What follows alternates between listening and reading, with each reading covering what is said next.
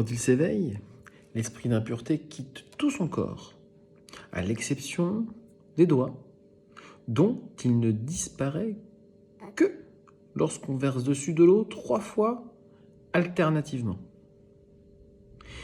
Il est donc interdit de parcourir 4 coudées, c'est-à-dire 2 mètres, sans s'être lavé les mains, à moins que ce ne soit pour quelque raison de grande nécessité.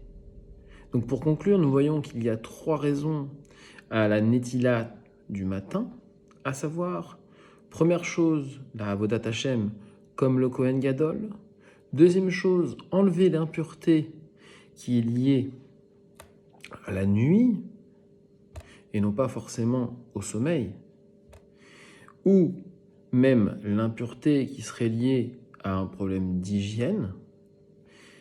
Et enfin, troisième chose, enlever l'impureté qui est liée au sommeil, car d'après le Zohar, la Neshama quitte le corps pendant la nuit, et ensuite elle revient au réveil en chassant l'impureté qui reste quand même au bout des doigts.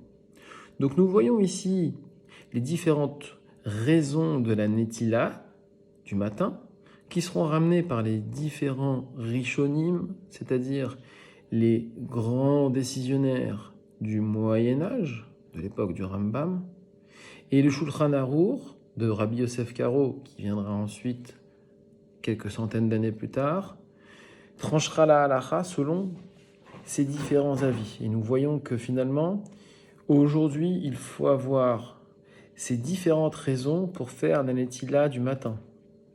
Si par exemple on a passé la nuit sans dormir, ou qu'on a dormi mais pas la nuit, alors on devra faire Netilat Yadayim puisque c'est une de ces raisons, mais on le fera sans bracha.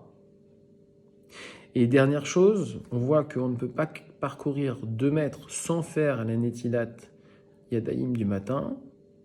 Donc si jamais on doit les parcourir, on les parcourra 2 mètres par 2 mètres en s'arrêtant.